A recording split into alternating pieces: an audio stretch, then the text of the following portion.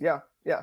But I think that's why she's getting such pushback, and they like latched on to it and was like, oh, she's not appreciative of what she has, or she's not appreciative of where she is, just because she's, to your point, for she was like, I thought I was going to be the career woman, like like you're saying, right? Like she had her own ambitions, right? She's like, I want to be this, and we talk a lot about. I've always brought up. It's hard to be a power couple, right? With two very successful, two high, like moving. One of the best things people. You said on here, by the way, right? Like it's just super difficult, and hell, even Michelle said that. She was like, I put my legal, like I was a lawyer, I was a boss chick, and I put that aside so my husband can become president. I didn't anticipate. She was his supervisor, by the way. Right? Yeah. He was interning when he was interning. Yeah. How about that? And to me, she went harder in the paint than Ayesha, because she said, I felt like a single mom. Mm-hmm. Damn. Yeah. But I mean, I think those are the stories that.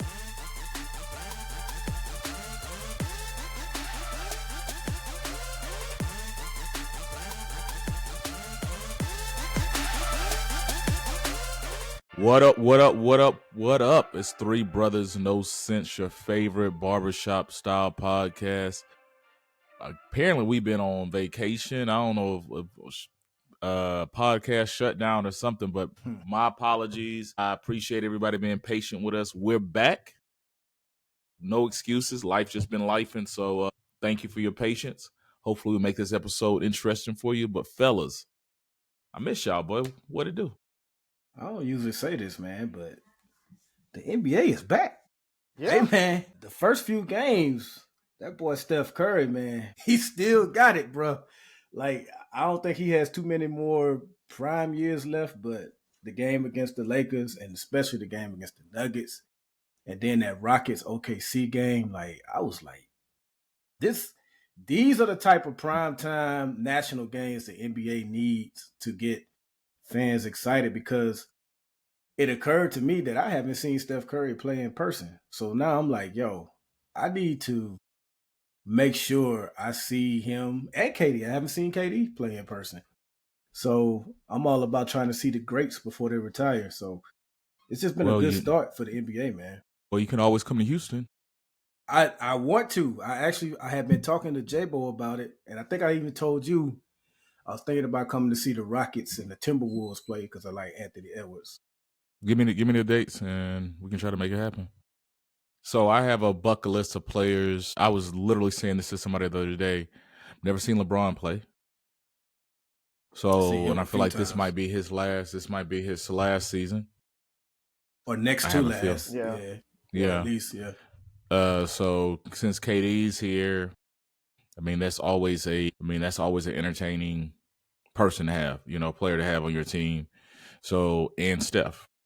So my goal is to try to see all three of them this year. Y'all know I'm always down. I'm always down. Okay. All right. Well, shit. Let's look at some dates, man. Stephen A. Smith. Man. I don't know how. Where do I begin with this brother, man? First off, he's veering into politics over there. He's veering into politics, and before he even gave opinions on politics, he was already getting kind of the side eye from much of the black community, because a lot of us have always felt like he's been much more harsh on black players than white players. But he's also gotten in trouble with white America before. So he seems to be like a man without a home, and now he's trying to find that home with kissing up to the conservative side of politics and going out his way to criticize former VP Harris, Congresswoman Jasmine Crockett. He seems to be going out of his way. So I get that Congresswoman Crockett may not be everybody's flavor. Even some black people are like, I wish she would kind of be a little more professional. But you can't say that about her without saying what you can about the president and his decorum and everything that he's done and said. So if you're gonna criticize her, which is fair game, you can't let the president off the hook. And I think that's the part that he's missing. And a lot of people came after him after the Crockett commentary. So he's just an interesting figure to watch because he has a huge platform, but nobody's taking him seriously. He reminds me of somebody else who nobody was taking seriously for a long time until it was too late. So I would just say don't dismiss him and just challenge him. All the people that disagree with him, I encourage you to go on his show and push back on some of the nonsense he's been saying, because his audience and a lot of people on the right are really applauding him right now because he's not getting challenged on a lot of the ignorant stuff he says. Case in point, he said what he said about Serena Williams at the Super Bowl during Kendrick Lamar's halftime performance, and then her husband come on the show and he ain't got no smoke. He got no more smoke. Main man brought it up. He's like, he's stuttering this. So just confront him, because he's a person that puffs his chest out when nobody challenges him. But if you challenge him, then it's a different story. He's on this tour on criticizing LeBron and how LeBron pulled up on him, and he's telling LeBron, be a man. He wasn't, man. He came right to your face. Mm-hmm. To your face. That's him coming to you as a man. Whether you thought he was right or wrong for why he came to you, he came to you. And now that moment is over, you're going on Melo's podcast and all these other shows saying how LeBron isn't a real man. He came to your face, big dog. So other than that, man, I usually wait to the end of the show to give a shout out to Contentville and Inspire You on air. I just want to do that at the beginning of the show this time and just say, what up, Contentville? Thanks for rocking with us. Catch us on Contentville via Inspire You on air. I think that's all I got, man. That's all I got. I'll start by saying that we've been in a shutdown now for 3 weeks, almost 4 weeks now. Yeah, going into the fourth week. Going into the fourth week, and I think that's why we weren't recording, right? I'm just going to blame the radical left and them wanting to, I don't know, give people health care and not let insurance premiums triple. Yeah, it's all their fault for that shutdown, or that's what the right's telling everybody. Shutdown suck, and I just want to call out the hypocrisy. No, they want to. You got to. They want to give health care to illegal immigrants. Yeah. That's the problem. Yeah. So let the right tell it, and so we want to clear that up. That is not what they're trying to do, people. Anybody who's listening that thinks that. But me and Buff were having a conversation about that a couple days ago, and how that they use the government shutdown, and it sucks ass that they're using the government shutdown. We got friends that aren't being paid right now because of that. Buff is one of them, and so the thing is, they're using, their pocketbooks and everything as leverage for this, and that sucks. But I love the hypocrisy of the right and the Republicans, because they use this exact same tactic plenty of times there. And so, they use this tactic. It is a tactic that sucks that you have to do it, but Republicans have to come to the table and negotiate there. And I think that's the issue. Is you're saying, no, they don't have to come. It's like, I don't know. I still want to know who's going to blink first. That is my thing. And I think it's going to end up being the Republicans right now on that. But, we'll see. We'll see who's going to blink first on that. You think differently, Ferd? Well, I'm not going to try to be the conspiracy theorist, but I'm trying to be open-minded to the fact that things will never be the same, if that makes sense. Oh, yeah. You mean as far as the shutdown being weaponized, or just something like else? How is it hurting Trump that the government shut down? He's building a ballroom. He good. Right. Exactly. So there's no what happens if the government never opens back up? So that is my question. So I understand the fight that the left is doing, but I guess, like Rozzy said, he thinks Republicans will blink first. I guess my question would be, you're fighting so that these insurance premiums don't double and triple. But if the Republicans don't blink, at some point, we're going to reach the point, I think it's November 1st, where these insurance premiums do increase. So then you're going to have increased insurance premiums, and the government is still shut down. So you're going to get what you've been trying to avoid with a shutdown, which is like, so for a government employee that's facing that scenario, they're not getting paid and facing higher insurance premiums. And so the people that you're trying to help in the end are going to get hurt even worse. So at what point do you say, okay, look, we fought the fight, but we can't sit by, even if it gives the right and Trump a victory, we can't stand by and allow these people to be hurt. I think they're hoping that citizens in these red states will get hurt to the point to where they're calling out their members, and then the right has to cave. I feel you on that, but my thing is, I don't know if it's going to open back up anytime soon, and I don't know if it's going to open up regularly and be. I mean, it might be some kind of interim. Like, there's no telling what Trump will put out there to make himself look good. To not even make himself look good, because I don't think he cares about looking good, to further his agenda. And the fact that I hear you with, the Dems are, by November 1st or whatever that date is, they can end up being a 2-time loser, right? A double loser. So will the Republicans. Like, we act like they're the only people running the government.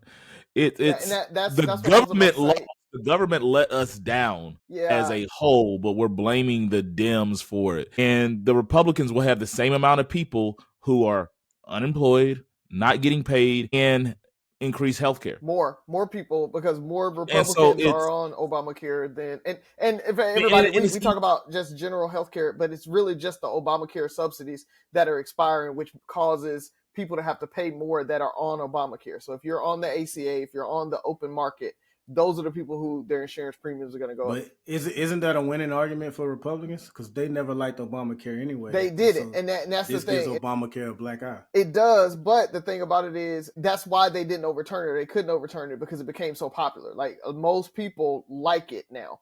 And so I think what's going to happen, and I think maybe the Democrats will blink first, and it's because after November 1st, once rates go up, there's no reason for them to keep fighting anymore. And so they'll blink and say, okay, we'll reopen the government now. And y'all can blame. They wanted to make sure that people understood that the Republicans were the ones that caused their insurance premiums to go up. And so now, after the insurance premiums go up, open enrollment is happening, they can go ahead and open up the government and start paying everybody again. And now it's squarely on the backs of the Republicans that those premiums go up. And like I said, more Republicans and more red states are on Obamacare than blue states. And so that's an end for them to say, yeah, we tried, we fought for y'all. So I think that's really, really good for the Democratic Party to wait until open enrollment. Once open enrollment happens and they see the premiums go up, then they can go ahead and vote to open up the government again. Maybe that's their play. That's the only thing that I could think of that would make sense, because I agree, Buff, at some point, it's a losing argument. It doesn't really matter anymore. Like, your arguments about but they can give in.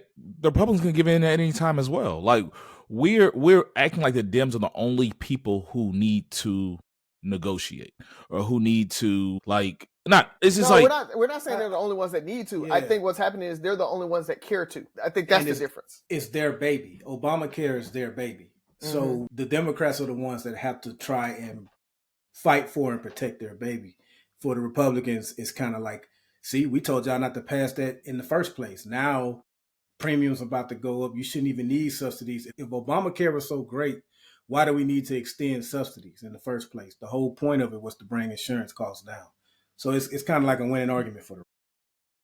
Which it did. And that's the other part, right? Like, it brought insurance premiums down because more people are insured. They already gutted it a little bit with the individual mandate. And so with that, everybody doesn't have to be on it. So they've slowly been dismantling it, as well as the Civil Rights Act and everything else that they're slowly dismantling there. So the Supreme Court has really took a knock. And so we talk a lot about that, how the Republicans had that long game approach, and by winning the Supreme Court, they really have done more damage than by winning any type of legislature there. So just wanted to throw that out there, man. A couple other things. If you're traveling and you're thinking about traveling to Mexico, be careful. The Sinaloa cartel has put bounties on U.S. citizens. So if you go to Mexico, just be careful of that. I want to make sure everybody knows that that's happening.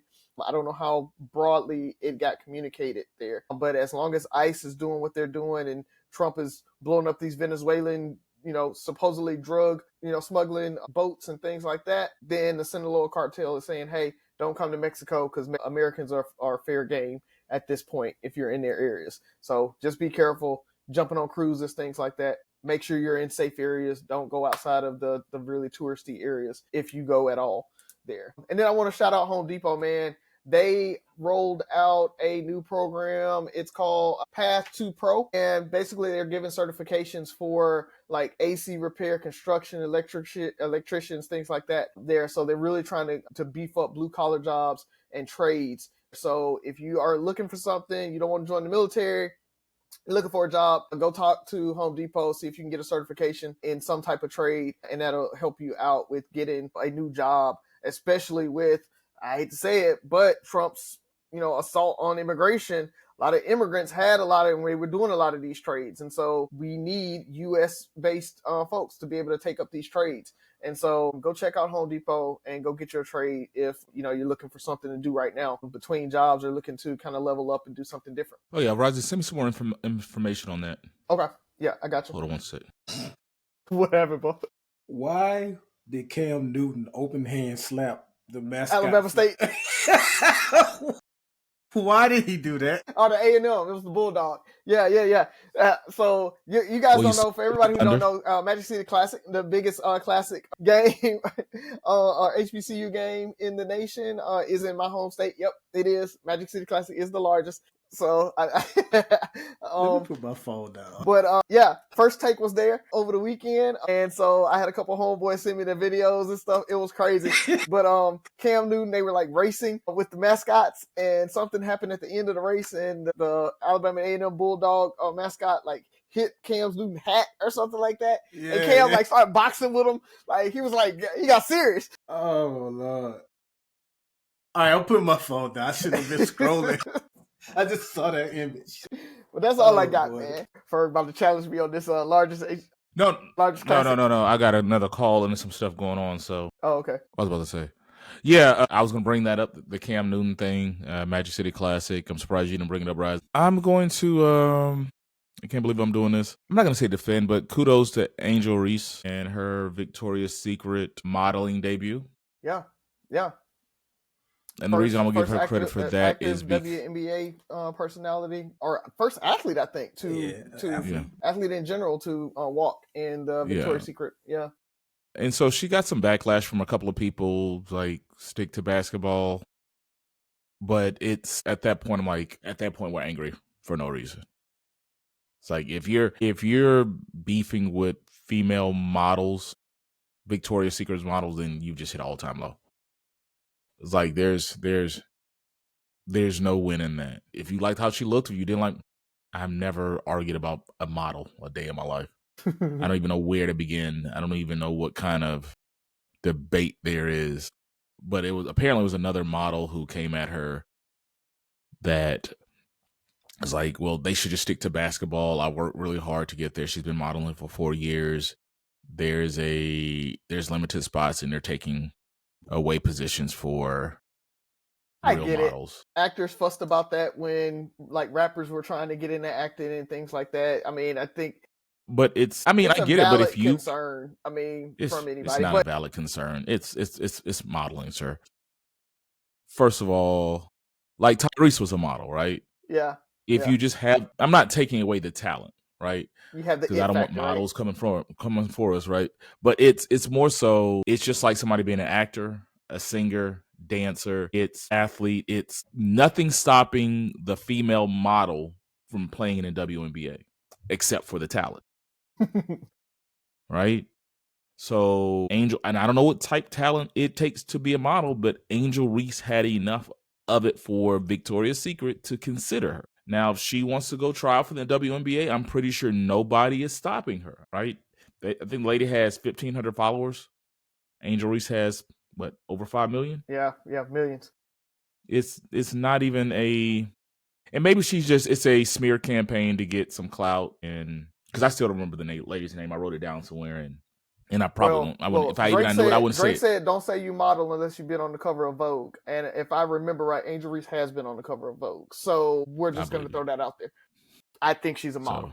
So I do want to push back or call out some of the folks that were kind of trying to make fun of Angel Reese when they were like, Angel Reese has come out and said, "Stop sexualizing me. Don't sexualize me. I don't want to be sexualized." And people tried to come at her for being in the Victoria's Secret, and modeling there and things like that. And I want to come to her defense on that because I don't think they're the same thing. No matter what you put on or anything like that, there's a big difference of saying sexualize me, make me kind of a sexual icon, and hey, I want to model this lingerie for women to buy lingerie, buy stuff.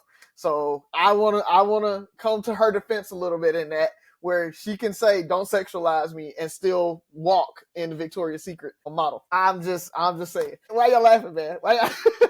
She can say what she want to say, but that's the dumbest comment you've made on the show so far. Hey, man. If you want to defend her, I mean, go ahead. It's like yes. I'm not a hoe. I just have a whole uniform on. Like, dude, it's me. Don't look at me like a bruh. And do what you want to do. Say what you want to say, but I'm not gonna. You can say what you want to say. I don't have to agree with your comments. Like, you're okay. Millions of people are gonna look at you in a sexual way. Lingerie is the most sexual thing you can literally wear in public. Wear. There's bathing suits and there's lingerie. Lingerie is for. She had on some wings though. She had on some wings with it. Right, there's wings. My bad. I forgot about the wings. Right. I forgot about the wings. Now she's holy. No, I get what you're saying. There's a difference though. There really is a difference of modeling for a gaze, modeling to show things off. When you put yourself out there, you can't dictate how people are going to take it. It's just like social media. It's just like anything else on the internet. Once you put a statement out there, once you put an image out there, once you model, once you do whatever, it's for interpretation. If you don't want people looking at you like that, you don't have to model. Maybe you want to, and maybe you want people to look at you differently. You can want what you want, but people still have the right to, like, damn, look at her, whatever they want to do. Like, you can't stop. You put it on. And now you're going to villainize people for the way they interpret what you can't really do that. We're so quick to villainize people just because you feel like, well, they shouldn't look at me like that. Well, you have the outfit of a sexual person on. Name one thing. Name something more sexual she could wear. I'll wait. Doesn't matter if she's wearing it or not, Ferg. Yes, it does. I have the right to feel how I want to feel, just like she has the right to feel how she wants to feel. Should I villainize her for wearing lingerie? I can see if she was wearing the lingerie out to the club or out to, like... She wore it on the biggest stage in the world, Rozzy. I'm just saying. It's the biggest stage in the world.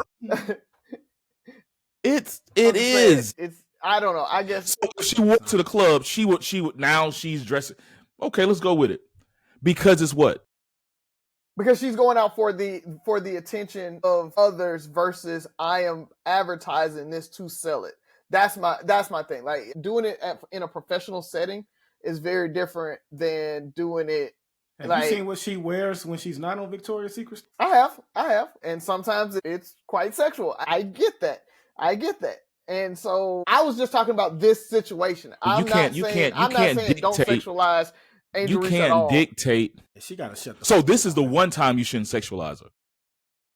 I'm saying for folks that are seen her wear. Folks that are coming that are using that argument. Folks that are saying, she said don't sexualize her, but she did Victoria's Secret.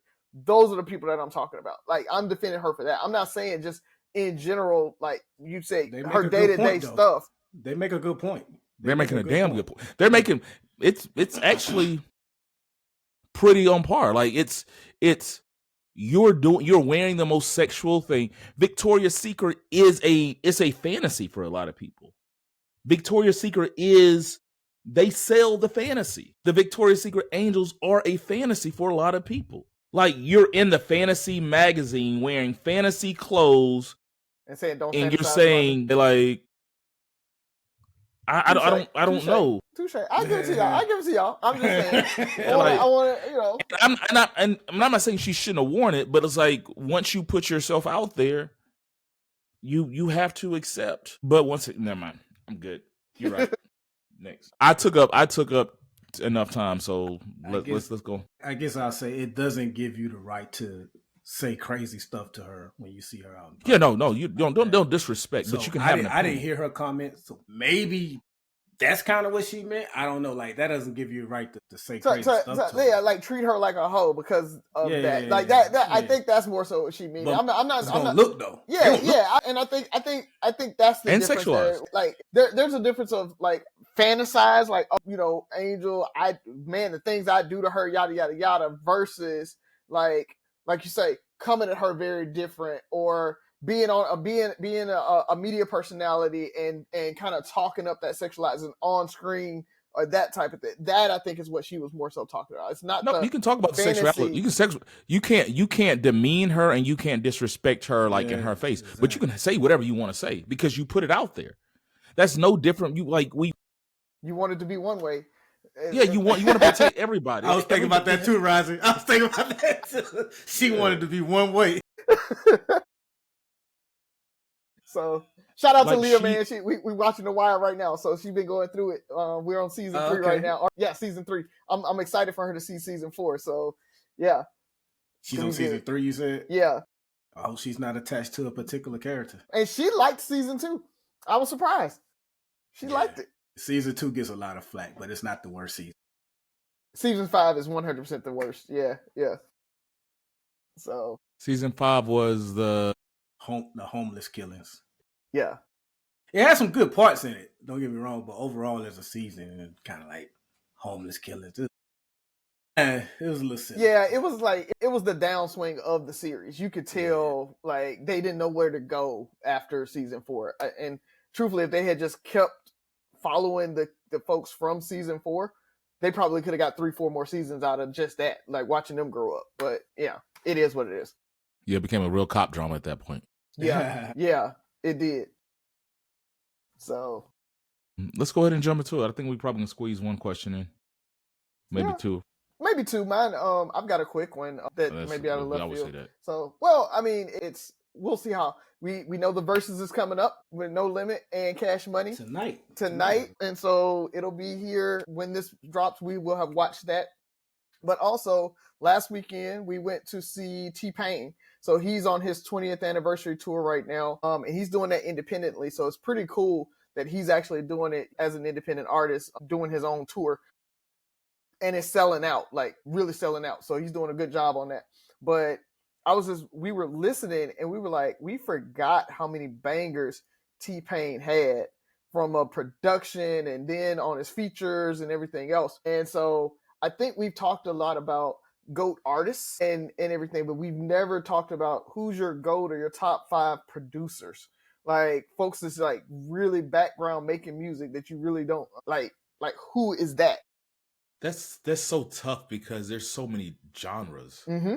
Mm-hmm. It's like you gotta respect the legends like Babyface and hella Quincy Jones and people like that. You know, does Manny Fresh have the catalog that a Quincy Jones has? Right. You know, at all. No. But a lot of people would throw Manny or somebody in there like that. You know what I'm saying? So it's, unless you say let's look at a genre, that's really tough for me. I mean, but there are people that you talk about a Quincy Jones or a Babyface that kind of they went beyond that, or a Neptunes, right? Or for real, thinking about Neptune. You know, you start with Quincy Jones and you work your way down. So Quincy Jones shouldn't even, he is the GOAT. Yeah, he's separated from everybody else. And then you could throw names out there like Pharrell, Dr. Dre, Jermaine Dupri. Everywhere Dr. Dre has gone has been a success. World Class Wrecking Crew, NWA, Death Row, Aftermath. He's always been a success. I think that's a good case for him. Pharrell, I mean, he's done it all. I mean, I don't even know what else to say. He's done it all. He's worked with some of the biggest artists. Kanye. Yay, yeah. He may fall into the whole producer/rapper category because while he has some dope production, I don't know if he has the longevity of, he has like a good 15-year run where he made beats for Jay-Z and DMX and then for himself and a couple other artists, but it's not like over, unless I'm misremembering, it's not over decades like a Jermaine Dupri or Dr. Dre. And I say Jermaine Dupri because he's done hip hop and R&B. He can write songs. he can give you the teeny bop beats. He can give you the serious R&B Usher. He can give you the play in the club hip hop. He's hell, he's probably beyond a producer because he can DJ, he can write songs, he can rap, and he can produce. So he's like a music person in general. So, and then you got to go, hell, you really can't overlook Prince, for real. Prince did it. Yeah. So he did a whole damn soundtrack. Yeah. Those and I throw it out there. There's T-Pain as well, right? Like you cannot forget about T-Pain. What is it? What's his name? Will.i.am, right? You think about him. He's another one that crossed a lot of genres, right? Like he's got probably just as much rock and alternative as he has, hip hop, and then R&B in there. There's the thing is though, you have to like. Sometimes you don't always know who produced, like especially in hip hop. The reason why I think hip hop fans can name a lot of producers because most of the time they have a clause where the artist has to mention them in the song, or they'll have their tag. They'll have their tag, or they'll mention themselves in the song or whatever like that. As opposed to like, I don't listen to a lot of pop music. I don't know if producers are even mentioned in those songs or whatever. So it's kind of hard to really know who's done how much outside of hip hop and R&B. It's a tough question because I was just sitting there looking. Rise, I'm surprised you didn't bring up Timbaland. Rick Rubin. Oh man, yeah. So like, I'm sitting like, you got Beastie Boys, LL Cool J, Run DMC, Red Hot Chili Peppers, Linkin Park, Adele. Like, dude. Yeah. I looked up just who had the most Grammys. Because I'm like, it's you have Max Martin, Quincy Jones, Aretha Martin, I don't know who that is. I don't know Max Martin either. Timbaland, Dr. Dre, Rick Rubin, the Neptunes, George Martin, Pharrell. I mean, it's.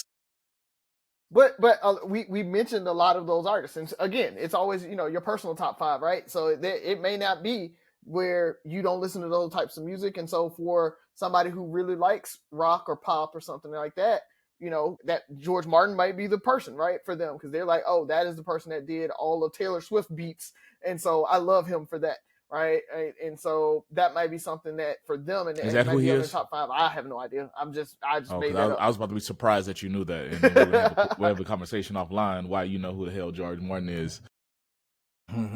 So, but I like how you put Quincy Jones up there. But after that, it's for me. It's Drake. It's the Neptunes or for real. It is T-Pain is on my list. I mean, just thinking through all the hits that he had, and then I'm gonna go Little John. Like I didn't know T-Pain produced a lot of those songs. Okay, that's what's up. T-Pain is talented, dude. Yeah. Like have you ever listened to his podcast? First of all, that dude is funny. He's funny as hell. Yeah. He's pure comedy. Pure comedy. He can sing. Like he doesn't need that part I did know. Yeah, auto tunes. Yeah. He's really talented. Dance, all that stuff. He could be a comedian. His storytelling ability is. So I'm trying to think. Quincy Jones, I got to put up there. I'm gonna do Dre, Neptune / Pharrell because it's something about their sound that especially during that early time. Maybe Jermaine Dupri. I'm trying to think who I just love to hear. And maybe Ye. I just got to put Ye because it's like when I hear his beats, it was just something. There's a sound, Yeah, that's usually what sets these like super producers apart, right? It's like they have a sound, they have a feel that when you see it, 9 times out of 10, you're like, oh, that's a Ye beat, that's a for real beat, that's a Neptune beat. You kind of feel it automatically. Ooh, but Timbaland did a lot of Missy beats too, right? Yeah. He did. Timbaland did. He did a lot of Missy beats. He did all Sierras. He did Aaliyah. Timbaland was beasting for a good probably 10 years. Probably still. He still does a lot under the table like that we don't really hear about. I think he did Genuine. So, I mentioned he's got this new AI artist, but I mean the beats are still dope for that AI artist. I don't know, man. That's a good question. Yeah. Really So good question. listeners out there, man, if y'all want to know, we'll throw a post or whatever, so you guys can kind of talk through it on social media. That was good. Because I mentioned Steph Curry at the top of the show, I wanted to see if I can get my question in. We might can get 3 in considering how short Rising was. See? I don't know if you guys saw this. Ayesha Curry kind of stepped in it again, depending on how you view it. And if I remember correctly, because we hadn't recorded in so long, it's been about 2 weeks since I saw the clip. But I think she said something along the lines of, I didn't want to get married. I didn't see myself as getting married and having kids. Like, I saw myself as doing X, Y, Z. And people got a hold of that and called her ungrateful. Steph Curry needs to leave her. And, you know, how many times is she going to disrespect him? So I don't know if you guys remember the last time she kind of stepped in it. I think it was when she said she likes to hear.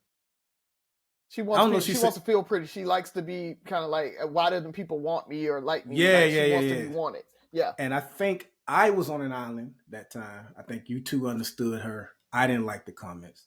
But this time, I'm on her side. And I just didn't get what people didn't understand what she said. She's saying that, hey, I didn't grow up with the whole Disney fairy tale of wanting to find some Prince Charming. That's not how I grew up. Nowhere in those comments did she say, oh, I'm tired of being a wife and a mother and, you know, this, that, and other. But that's what people grab from it. So did you guys see the comments, and what were your thoughts on that? Did you understand where she was coming from, or she had STFU? Fer, you want to go first? You get thoughts? Sure. I mean, I understand her 100%. I commend her for speaking her truth. I was one of those people. Yeah. True. You know me. Yeah. I said I was never getting married. Right? I didn't see the point of it.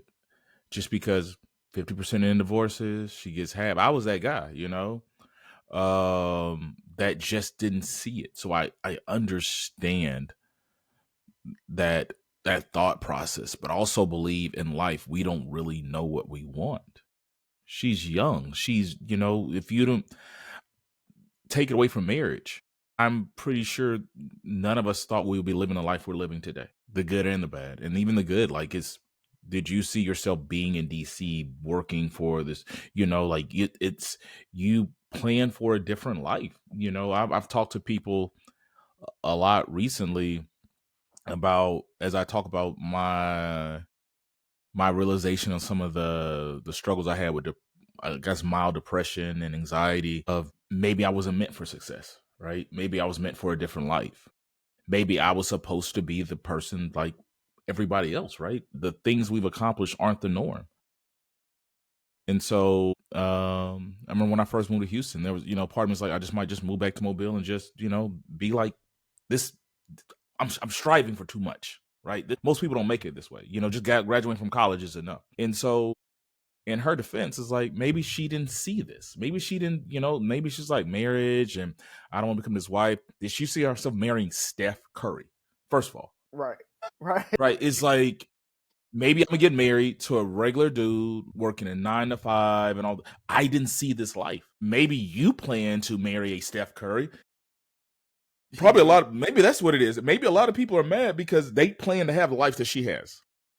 Because how many women dream about it, right? I think that maybe a little bit of it is people, especially now with the new internet era, right? Girls are coming up dreaming about being Ayesha Curry, about being the next, you know, even if it's Real Housewife, right? Or like one of those chicks that's like, oh, I found a baller or whatever, and even if I'm a baby mama for him, I'm living a good life because of whatever. Like, girls are growing up dreaming about that. And I think that's where a lot of people, and she got a lot of that pushback, was when she's like, I didn't want that, right? Like, I wanted. You got pushback too? I just got mad because a good percentage of those girls wouldn't do. I'm sure Steph appreciates what Ayesha brings, and a lot of those girls would just want to go to brunch and smoke hookah every Sunday. Agree. They would have called him a lame in college because he's not about any of that stuff. He's not like a typical NBA player. I think he's saved, if I'm not mistaken. So they would have been calling him lame and not wanting to even be with him. Yeah. But I think that's why she's getting such pushback, and they like latched on to it and was like, she's not appreciative of what she has, or she's not appreciative of where she is, just because she's, to your point, for she was like, I thought I was going to be the career woman. Like, yeah, like you're saying, right? Like she had her own ambitions. Right. She's like, I want to be this. And we talk a lot about, I've always brought up, it's hard to be a power couple, right? With two very successful, two high, like moving, one of the best things you said on here, by the way. Right. Like, it's just super difficult. And hell, even Michelle said that. She was like, I put my legal, like, I was a lawyer. I was a boss chick. And I put that aside so my husband can become president.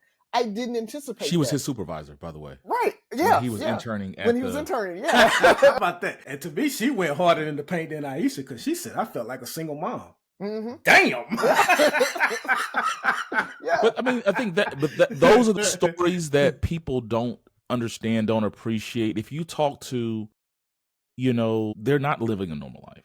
The Ayesha Currys, the Michelle Obamas, the Coretta Scott Kings, like even Z sometimes, and I'm nowhere on any of their levels, right? Not saying that, but she's like, being with you is a challenge because I have to share you with the world. You have a gift and a passion that I have to share with the world. And I find myself it's almost selfish of me not to let you do the things you're doing because you're doing it for such a good reason.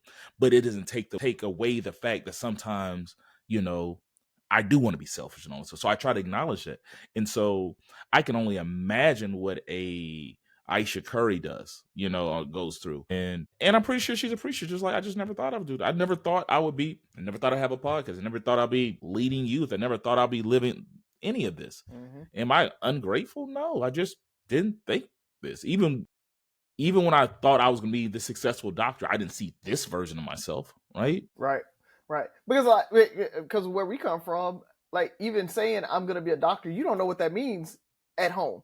Because I don't know how doctors' normal life is, right? I don't know that, hell, most doctors don't have a very good, healthy home life because they're at work all the time. Like, and so for us, I think that's the part where we were like, we had the dream. So even when we thought we were going to have it all, right? Like, growing up, we thought we were going to be doctors. And so I thought being a doctor was, I'm be a doctor from 9 to 5. And then after that, I'm going to do a Cliff Huxtable, and I'm going to all these little, like, moving and shaking things. I'm always at the house somehow with all the kids and everything. And it's like, that's not how most doctors live. Like, I don't know how Cliff was at home so goddamn much, but and Claire was a freaking attorney. She's not staying at the office. She doesn't have briefs. She's not sitting there going through, like, I never saw her prepare for a case. Nothing. Right? They going to dinner with Lena Horne and visiting Stevie Wonder. Like, I don't have time for that. Right? And so, with 5 kids. Right. But I think people are too quick to judge on some things. And I think people don't take the time to really think through what people are saying. Right? It comes off as ungrateful. And Z and I were having this conversation the other day about, I think we have to start asking more questions before we start developing opinions. Mm-hmm. Mm-hmm. And I stated this, I'm saying no meaningful change has ever been made without a question first. Yeah. Right. And so you have to sit there, and just because you hear something's like, why would she say that? What does that mean? What about, and think about your life. Are you in the position that you thought you would be? And I think people have been waiting to attack her since the previous comments also. And my last point too is, Tabitha was saying, I just kind of wish Steph Curry would come out and defend her more. And I'm like, for the most part, these are just social media comments. When you're that high up the food chain, you don't come and defend Facebook comments. Now, if they start talking about it on First Take and it leads off the NBA Tonight and all that, then you may say, all right, look, you know what I'm saying, I knew what she meant, blah, blah, blah. But a bunch of Twitter avies and Makisha, I'm living my best life with 2 kids coming. Wow. They're responding to that. All them stupid ass names on Facebook. No more drama in my life. Living my best. Hey man, we got time for a third question, bro. Let's do it. Okay, let me see which one I have. It's been a fun episode though. Yeah. Welcome back. Let me see. So my question. Okay, I was gonna do another one. So I read this post where it said a dad was told to stop hugging his 15-year-old daughter, and his furious response. So basically, a dad has a daughter. The in-laws were over. The daughter was. They're all watching a movie or something like that, and the daughter just comes and snuggles up with her dad. The in-laws, like after dinner or whatever, the daughter went upstairs. The in-law was like, "You need to stop being so close to her. That's kind of creepy." And the wife chimed in, and basically he told them all to go f themselves. But it was that, and then there was another one where it was saying that a dad was being reprimanded, single dad reprimanded because he has I think maybe a 10, 11, 12-year-old daughter or something who has with the sleepover. Right? Yeah, she wanted to have a sleepover. And I mean, a lot of comments were coming at him like he was creepy, like, well, she just doesn't need a sleepover, or she doesn't you just need to find a woman in her life that can do that for her. And then some people completely missed the point, like, why can't the mother do it? And it's like, what are y'all talking about? And it was a bunch of, hey, when my daughter has sleepovers, I just go upstairs and go in the room and, or leave, and so I won't be around. And it was, at what point do we want to start first of all, this narrative that all men are dangerous has to stop. And so what are your thoughts on when people make comments like that, like men cannot be nurturers, men have to keep their distance, a man can't even show affection to his daughter, a man can't be there for his daughter in an absence of a mother for whatever reason? Like, what are your thoughts on that, and how do we move forward, or is it even possible? We saw Jess Hilarious take a picture with her son. She had on no bra or anything and had him straddle her, facing her as they took pictures. And while she did get some flack from the brothers, I didn't see a lot of outrage in general if the roles were reversed and that were a man nude with his daughter. And I think some of this is a byproduct of not taking, when women commit sexual assault against minor boys, it's not taken as seriously as when men do it to girls. Mm-hmm. When men do it to girls, it's rightfully criticized. I'm not saying we should dial that back in any way, but when a sexy teacher does it to a teenage boy, I'm guilty of it. What was those teachers when I was in school? Yeah, because and Tabitha knows this, I had a teacher in 9th grade, my English teacher, I'm not going to say her name, but I felt like looking back on it, I probably could have got that. Could have knocked it down. But I think that's a product of us not taking it as seriously. And so we only look at men as sexual offenders. Mm-hmm. We only look at them as those who we need to kind of take extra precautions against. And so it leads to a teenage daughter shouldn't be snuggled up with her dad as closely as she is, or a dad's daughter can't have a sleepover because if it's just him, then that's creepy, and that can't be done. And so I think we as a society, we still don't take as seriously. There are a lot of young men, teenage boys, that have lost their virginity to grown ass women. Yep. We never hear about it because the teenage boy never goes and says anything, and it just plays out in his adult life where he's extra promiscuous, or I don't know if you guys watched the show Reasonable Doubt, but they're kind of touching on that this season. By the way, Reasonable Doubt has the best soundtrack of any show there is. They're touching on that as well. And so I think a lot of that plays into it on why it's viewed that way and why it's heavily tilted towards we got to protect against these men. Because I don't know the numbers, so I definitely can't say there's just as many women offenders as there are men, but I know sexual crimes in general are underreported, and I know when it comes to women being the offender is extra underreported. Because it's like 2080 reported, right? Yeah. So that lets you know that is happening just by how many is reported. And to your point, I don't think a lot of the women on young men or young boys is being reported at all. Because 9 times out of 10, everybody's cool with it, and everybody's like, we just gonna keep it quiet.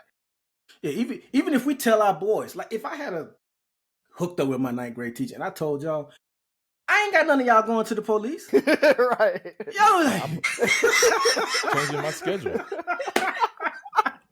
You let Byron hit? That's the only way I'm going to the police. I'm hitting, or we going to the police, you going to jail. Gee, let me hit. Yeah, I mean, it's so... I think we hit on this before, though. Yeah, when we're talking about... We always bring it up with me, right? Like, the thing is, I have a young daughter, and for a long time, it was me. And I have had to host small sleepovers, right? It's usually 1 or 2 kids, and thank goodness, I guess I put off a good enough energy that, like, the moms and even the dads sometimes they were cool with their daughter coming to spend the night, at my house. And so I think that makes a huge difference there, is kind of that energy that the guy puts off or the father puts off to put people at ease. But a lot of times that's how sexual assault happens, right? A lot of times it's family members, it's people that and things like that. So you can't even say, I felt comfortable with that person, so that's why I let them spend the night. So I agree 100%, Ferg. I think we got to get rid of that stigma of guys can't do it. And that's just in general raising kids. And so I think it's the same with, hey, if Sophie wanted to sleep over with 7 or 8 of her homegirls, then I would do that, right? I'd set it up. I'd figure it out. I'd make it happen. And I would be the one that would be there with it. Now, granted, just like the I think one of the guys on that post was like, I would go upstairs or I go... But truthfully, that's what normally happens with sleepovers when you're talking about 10, 11-year-olds, right? Like, you're not there with them the entire time. You're like, hey, what do y'all want for... I'm ordering pizza, popping some popcorn. Y'all got the living room or whatever. I'm blowing up air mattresses and putting out blankets. But other than that, y'all on your own. Y'all doing it. Y'all messing up my kitchen, baking, doing whatever y'all doing. So for me, I think it's guys can do it. I've said that plenty of times now. And we've got to stop with this idea that just because a man is raising a daughter, that it's something nefarious and something creepy there, right? Like, Sophie comes and just lays on me all the time. She's 12 years old, and she will just come and lay on me, and I might be in a recliner, and so she's gonna crawl in the recliner with me and just lay on me and just and put a head in my shoulder. That's we'll watch a whole 30-minute show like that or whatever. Maybe 10 minutes, because Sophie be like, okay, I'm tired now, let me go do something different. She gets bored with me very easily. But for the most part, it's like there's nothing nefarious about that. It's like, I love my baby can come get hugs.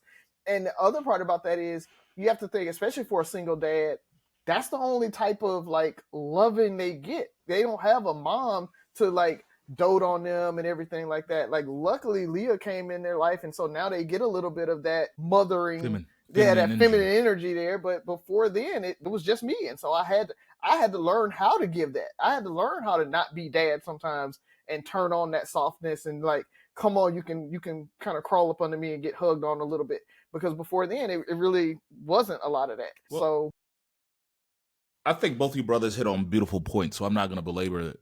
So I'm going to hit on something that I think there's a lot of social and cultural changes that we're experiencing, and I think we have to recognize that. I think we need to recognize that men are more in touch with their feelings.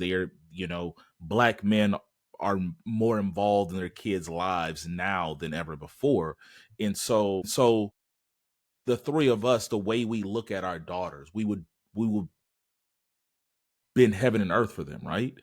And so to think that these are the same men that would go out there and do something. First of all, the first comment was about a man and his daughter. So not even somebody else's daughter, right? Mm-hmm. We're talking about the young ladies that stay in your house, right? And I know there were stories where men were,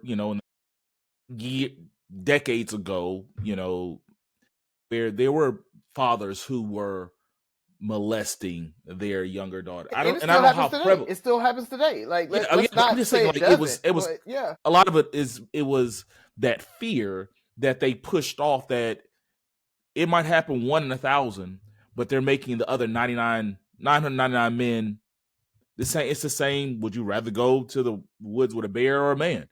Right? It's that, like, all men aren't bad people. Like we have to, and then we have to start encouraging.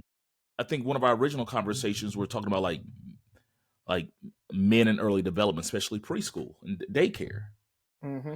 And even as kids, we don't give men the ability to learn how to nurture.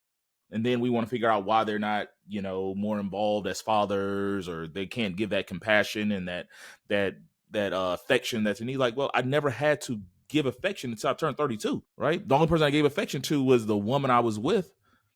And so now you want me to learn how to play this game or be this nurturer. Yeah, and a platonic affection, right? I think Yeah, that's the difference there. Yeah, that's like good. most guys only learn sexual affection there, and so that, I think, is the difference. There is learning how to be affectionate without being sexual. And then the affection we did get came from a mother, Mm-hmm. which was platonic, but we saw from a woman to a man, but rarely from a man back down to, because we probably still grew up in that situation where they didn't let men be too affectionate to, your sisters couldn't go to that one uncle house or whatever. You don't be over there with Uncle Charlie by yourself. Like, it was, and we got to get past that. There's a lot of healthier people out there. We're working through things, but don't demonize all men. My daughter had her first sleepover. She had the time of her life. We spared no cost. Whatever she wants, she got.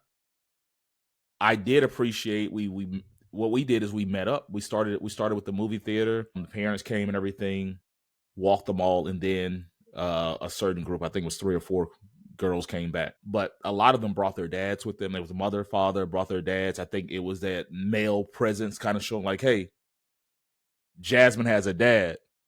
You got your muscle shirt on. So, like, Jasmine has a dad. There's a man in her life that's here to protect her, right? And so I think we made eye contact. I made small talk. That they see me everywhere.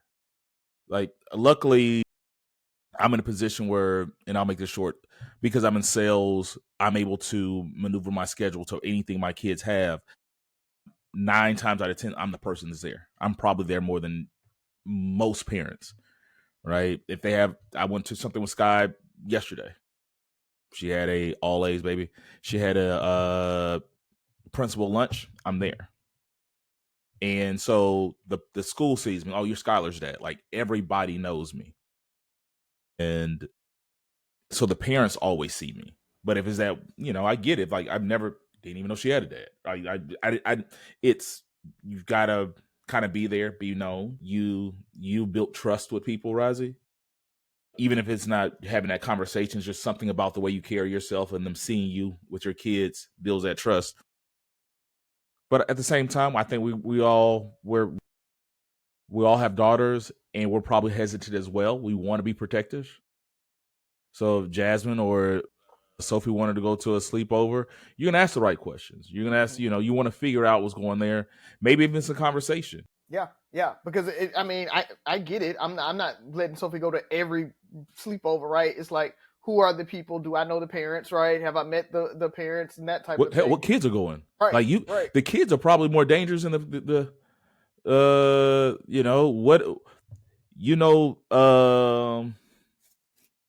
what was it? Who was a girl you named early, Buff, with the with the was Twitter it name? Makisha? Was it Makisha? Yeah. Makisha was 10 one time. Life. Makisha was 12, right? Makisha might be the fast person at the slumber party that wants to introduce your kids to something they're not ready for. Right? Pull up something. And on so their it's phone, not the mom or the dad, it's their peers. Most kids get in trouble because of their peers. Razi's not the problem. It's Sophie's little homegirl, the fast one. So, but I'm done, fellas. Let's go ahead and close it on out. Real quick, it wasn't a sleepover, but last year for Jasmine's birthday, her sweet 16, I took them all to a restaurant and had a limo come pick them up. And so when the parents dropped their daughters off, I'm just thinking how I would have did. Like, I would have walked to the door, Made sure I met the parents. Not these parents. They were so ready to have a date. They was in the street in the car. All right, baby. Y'all don't want to come. Make sure I'm not crazy. So, and the other thing I want to say is just make sure you yes, no, we don't want you to assume all men are bad, but if you have a daughter, make sure you are randomly asking her questions, especially when she spent time over someone's house. Just make sure you create that space where she can come tell you if someone has inappropriately touched her or anything like that. Ask those questions over and over if you can. Only thing I got is I'm not a Chris Brown fan, but I have seen this Breezy Bowl tour, the pictures and everything. And I even was down by the stadium when he had his concert here. And I don't follow Chris Brown, so I guess I just underestimated his star power. I didn't know he had it like that. With that said, it's time for him to have the Super Bowl. Jay, I know you're mad at him because of the whole Rihanna thing. It's time for him to have the Super Bowl. I mean, Dr. Dre did beat the shit out of Michelle at one time, and you still gave it to him. Okay, Chris Brown has, I think, seemingly paid for his sins, or maybe he hasn't. What I do know is there are more than enough women that think he has to go see his tour nationwide, and they will be glued to that TV for those 15 minutes. So NFL, Rock Nation, whoever, it's time to get that brother a Super Bowl. I probably won't be watching. There's only about a good 3 Chris Brown songs that I even like. So I'm not advocating for him because I'm some fan of his. I don't really give a shit about his snow cone head. But he has that star power, and it's time to give him the Super Bowl. And speaking of the NFL, I mentioned on this show a couple of months ago how I used to be a Colts fan. Who have the best record in the NFL right now? So it's literally like looking at your ex. Glowed up. She done leveled up. All those times I complained about her never wearing heels. Now all of a sudden she want to wear heels and look good. Red bottoms. Okay. And my new chick, she was fine as hell. She was so fine. Now she done let herself go. She eating the value meal from Burger King every day, okay? And then this one last chance. I thought Lamar Jackson was going to play this Sunday, and he's not. He's going to play Thursday because they got a Thursday night game coming up. But it's the equivalent of you giving your girl one more chance, like, all right, look, we need a nice date night. Just be at Del Frisco's at 7, and you sitting at the table at 8:15, and she still ain't showed up. She ain't showed up yet, man. So I'm sitting at the table by myself right now. So I just want to say the Colts, my ex, they looking real good right now. Props to them. But I'm still all in. Is she going to get a ring first? I'm all in with the Ravens. And she just not looking too cute right now. And last but not least, when this episode drops at the end of the week, it'll be my baby's 17th birthday on Friday, Halloween. She's a Halloween baby, so happy birthday, Jasmine. 17 years old. One more year. One more year. Well, happy birthday, Jasmine. Happy birthday. If it makes you feeling better, and Buff, I'm single and all my side chicks suck. Your ex she trying to get it together. Yeah. She bipolar.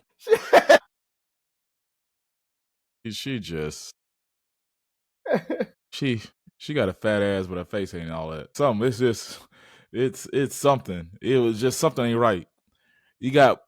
I sent you like she had the second best offensive points in the league and the second worst defensive points for. Dak playing like an MVP. Yeah. You just need a defense Just a mediocre defense. Yeah. Just a mediocre defense. They'll do their thing. So, but that's the Cowboy way, though, right? Like that's the problem. They're gonna get the number 16, 17 draft pick. That's all that matters. They just die. Give us a top 10 draft pick, because I grew up and it's so close to them. Kind of why you still watch the Colts, right? You still kind of probably see, you just grew up so long appreciating them, even though you're not cheering for them, you still pay attention, and it's just disappointing. So, Rise, what you got, man? Just two things, man. First of all, you guys know the school board, Legacy Prep. We opened up our middle school, and I just want to say, along with the middle school, we opened up a space called Ed Farm, which is a nonprofit that works with schools to put in like new age technology in the schools. And so what they have is like an Apple Oculus VR headset where the kids can work with that. They've got a podcasting studio. They've got a green screen so that they can do video editing and photography and things like that in there.